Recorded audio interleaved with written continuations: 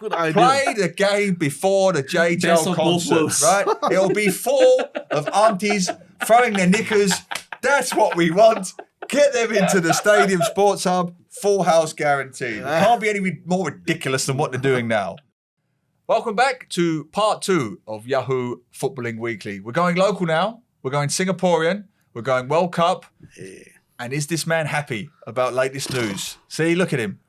Give us the news, man. Okay, so the World Cup subscription prices have just come out, and it's another price increase, about $4. It used from $94 to $98 for early bird.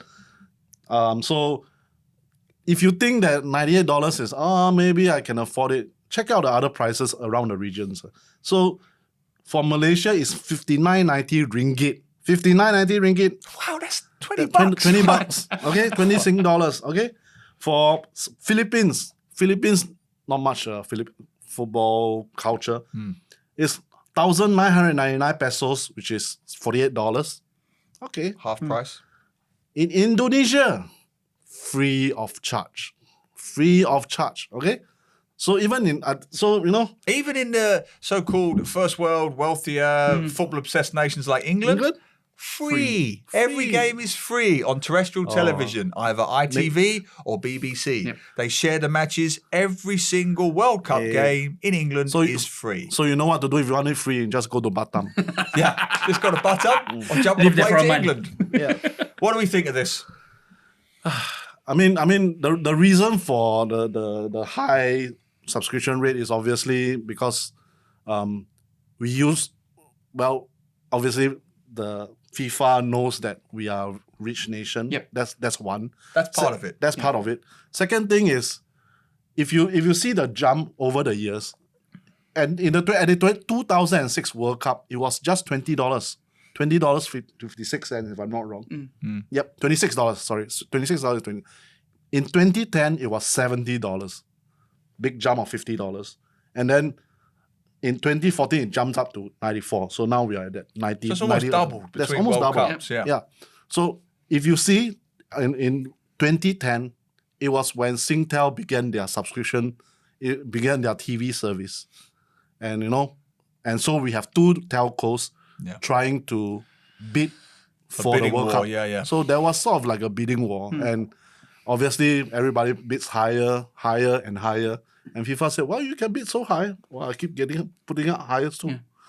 And that's why you are paying that much. So is it a good thing? No return, right? Really? Yeah. No, I agree. I mean, we have seen this play out over many, many years now with both the English Premier League rights and also the World Cup rights. And I would love to see a turn in this. These big companies, these big sports broadcasting companies have got to stop seeing Singapore as some sort of gullible ATM. That's what I honestly believe. And I think you can draw a direct comparison to EPL pre-season matches. Now, when they first came in the early 2000s, Liverpool, Manchester United, was the same time we first got cable television. And Singaporeans were just so grateful to have this for the first time. We'll pay anything. Subscription, no problem. $100 to watch Man U, no problem. $100 to watch Liverpool, we'll pay. And these broadcasting companies thought, this is Christmas. They're so gullible and dumb and wealthy. We could charge them anything. And in the pre-season matches, I genuinely believe there's been a slight backlash to that. It reached a point where, frankly speaking, any crappy EPL team was coming out and they was expecting us to pay all this money to watch the second stringers and the reserves and, an Italian side would come or a national side would come. And the crowds got smaller and people said, enough. We're not going to be ripped off anymore. Give us good content and we'll pay the right price. We need something similar with TV. There needs to be some form of, I wouldn't necessarily say backlash, but at some point, Singaporeans have to say, we're not paying this anymore. Other countries are not. Why should we?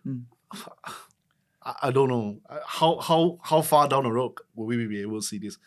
As far as I know, World Cup and EPL are still content everybody is watching. But why should we pay double everybody else? Sometimes it's like, no choice. Unless I go to Batam, like I say.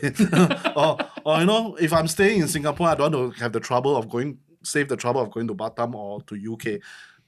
Well, $98, I forgo a few lunches. I can more or less afford it.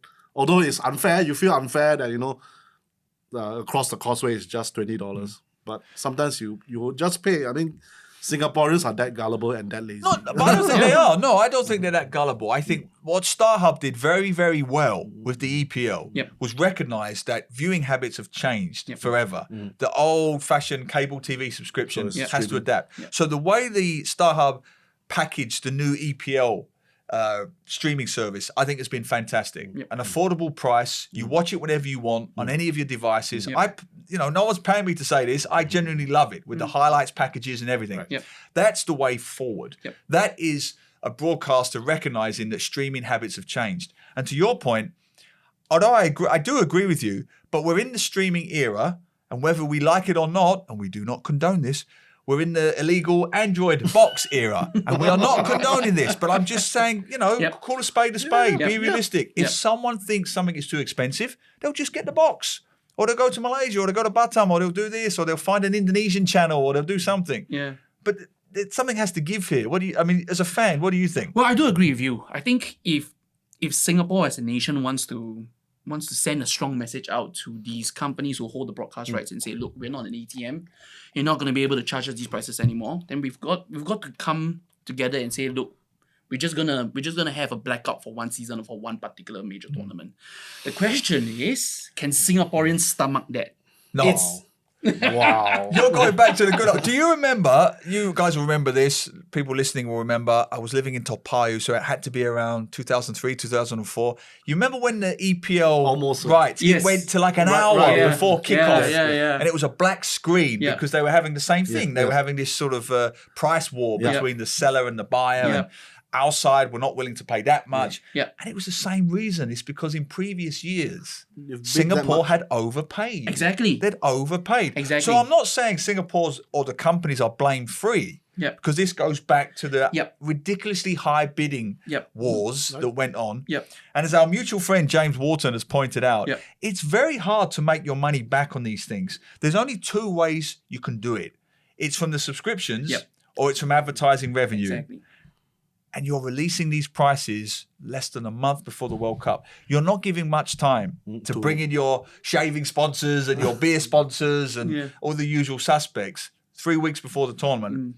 It's going to be very, very hard. And half of the matches are after midnight.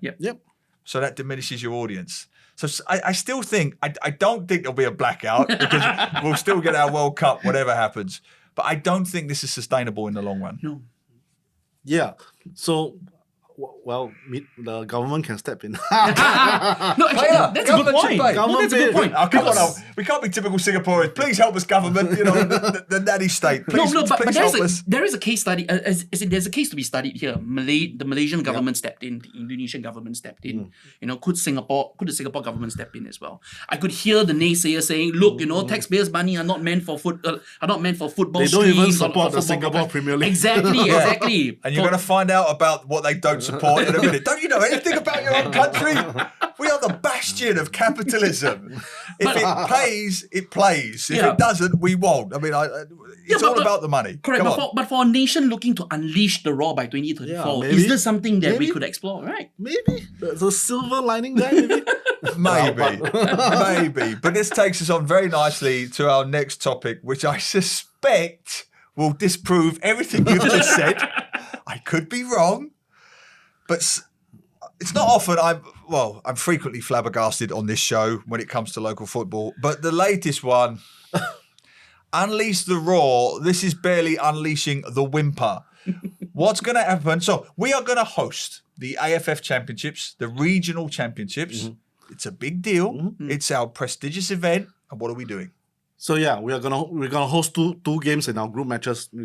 So for the Singapore game. So the thing is that the AFF Cup, the organizers were dilly-dallying on when to host the thing. So they thought it was supposed to be held at the start of January. So suddenly after the draw, they say, we're going to start in December. Then suddenly the FAS found out that, the Sports Hub, they are holding concerts for Jay Chou on December 17th and everything. And after that concert, the ground will be quite cut up with all the fans. And then they cannot prepare the pitch in time for the first match against Myanmar on the 24th of December. Which means from 50,000 seater national stadium, we're going to play our football game at the 9,000 seater Jalan Besar stadium for the first game against Myanmar. And the second game is not even not even confirmed it's at the national stadium. Still in the talks. Come on. It's like, okay, we understand it. There's some administrative scheduling problem.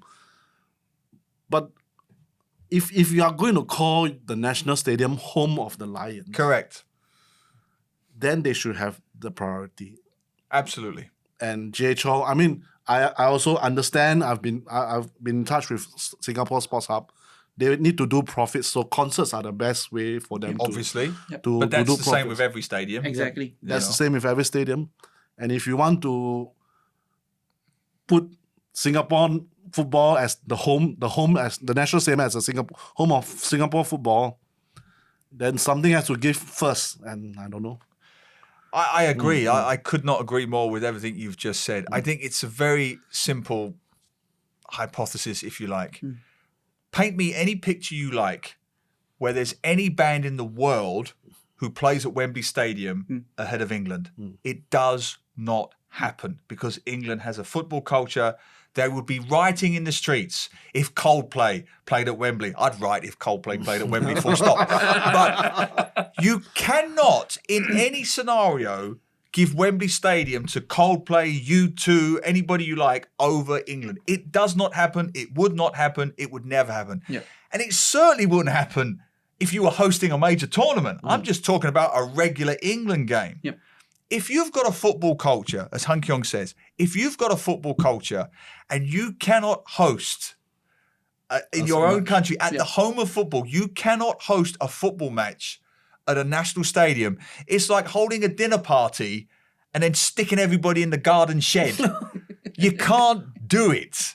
We either have a sports culture or a football culture or we don't. And if you're going to put a J. Cho concert ahead of the national team at an international tournament that you're hosting, how can you be seen as anything other than a bit of a joke? Yeah. I mean, I'm trying to be as objective as I can. Yeah. What do you think? There's no other way to see this. Well, I think to add a bit of balance to this, I think the Football Association of Singapore were undone by a couple of things.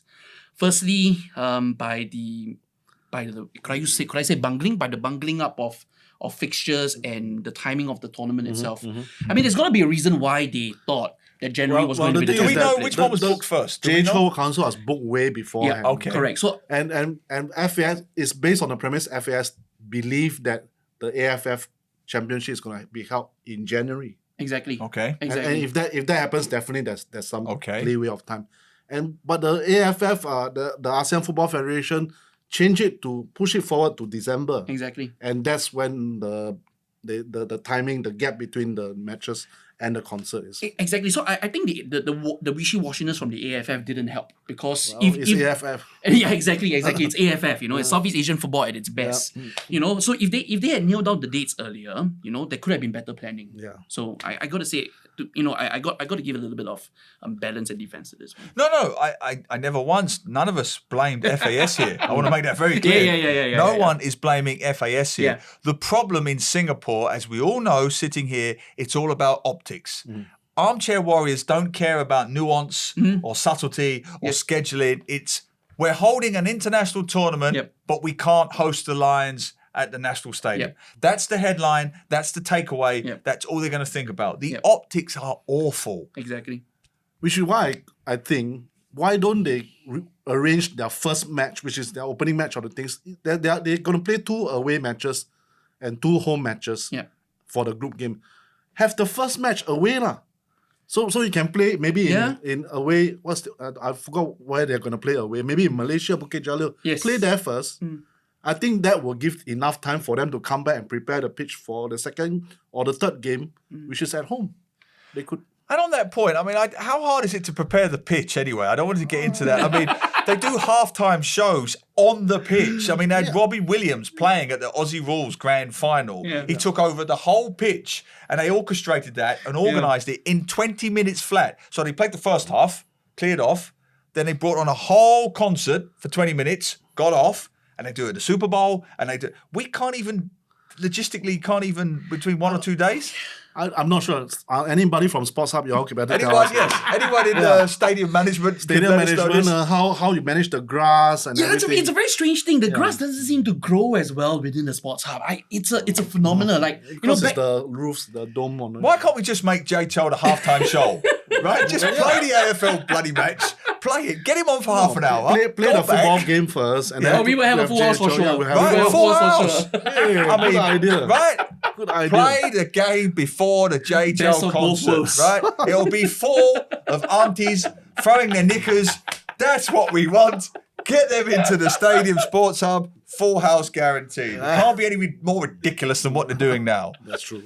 Jalabasa. But let us know what you think about that one. Should the Lions be playing at the Sports Hub to host the championship? Let us know on that one. All right, should we bring it back home with a bit of EPL? Yep. Previews for the weekend. Prediction Some time. good matches. First thing, Chelsea versus Arsenal. I think it's a good match. Arsenal have been 5-0 against Nottingham Forest. I think they are really on a roll. And if they can keep this up, maybe after the World Cup, they need a lot of luck. If let's say nobody gets injured, I think they can push Man City as far as they can. Yeah. Prediction? I think if Arsenal could win it 1-0. Yeah. What do you reckon? Well, I do agree with Han Keong. I think Arsenal seems to have found a little bit of a bottle this season. Save for the Southampton game a couple of weeks back where they didn't look like at their best. They've always managed to seem to either grind out results or win emphatically. Chelsea under Graham Potter looked solid until last week against Brighton, where he tried Raheem Sterling at wingback. Yeah. I think it might be a tough one for Chelsea, so I'm going to say Arsenal 2-0. I agree. I was going to say 2-1 Arsenal. I think Graham Potter, for the first time, second-guessed himself. Yeah. Yep. And he wasn't true to his convictions. He wobbled slightly, and I'm worried he'll do the same against Arsenal. I'll go with Arsenal 2-1 on the next one. Spurs-Liverpool. Liverpool are an absolute mess. At the moment, I think their confidence is shattered. They don't seem to have a plan B. Jurgen Klopp has seemed jaded and tired for the first time. Spurs have not been great either. They needed a last-minute winner last week. So they're showing that intensity that Klopp can't seem to find. Yeah. I'm going Spurs 1, Liverpool 0. I would say 1-1. I would say 1-1. Well, I would take a 0-0 draw at any rates, man. I mean, the very things that Liverpool were successful. The reasons behind their success, which is, being loyal to a core group and being intense and being prudent with their spending, getting the results. Now everything is backfiring on them. The very same reasons is backfiring on them. They are now injured. The core players are not performing well. So I think, we have to fight through. The team has to fight through it, but I think the Spurs game is coming a bit too early. I'm hoping for a 0-0 draw. Yeah. I think it's going to be a very interesting fight this season to see who finishes above Liverpool, West Ham or Liverpool. I think it's going to be West Ham. That's my prediction on that. So will Newcastle finish above Liverpool? Yes. How do you think they're against Southampton? Well, I think Southampton might be a banana skin of sorts. A couple of big teams have found it difficult to win against Southampton this year, Arsenal being one of them. And look, before Arsenal played Southampton, they looked like they were on course to be champions, right? So I do think it might be a bit of a banana skin, depending on which Southampton team turns up. And Newcastle, to be fair, had one poor game against Wolves, but so far we've been steamrolling a couple of teams. So I would say Newcastle should just have enough to edge it. I would say 2-1. I was just looking for my violin. My violin, I've misplaced it. They've had a couple of banana skins. I don't know who you're talking about. I've got Southampton versus Saudi Arabia here. So I seem to have a different match. Oh. So I'm going to go Southampton 1, Saudi Arabia 3. Who are you? I think Newcastle should be able to get this one. So it's Saudi Arabia. How much oil did they give you? How much oil did they give you? How much oil did they give you? I just filled my tank up in my car. Drive home. Yeah. Oh dear, you heard it here first, folks. It's going to be a comprehensive win for Saudi Arabia this weekend. But what do you think? Are our predictions right or completely wrong? Do you think that the Singapore Lions should be playing at the National Stadium? And most importantly of all, do you think the pricing for the World Cup matches is fair for Singapore, or are we gullible ATMs who should rebel, like this man says, and have a big blackout? Let us know. Send all of your thoughts, your comments, your questions and queries to Yahoo Southeast Asia on YouTube, Yahoo SG, Yahoo_MY on Twitter, and Yahoo SEA on TikTok. There you go. Thank you very much. Been an absolute pleasure having you on the show. It was a pleasure to be here as well. Come back soon anytime. I will do. And have a safe flight back to Saudi Arabia. And we'll see you next week. Thank you very much. See you.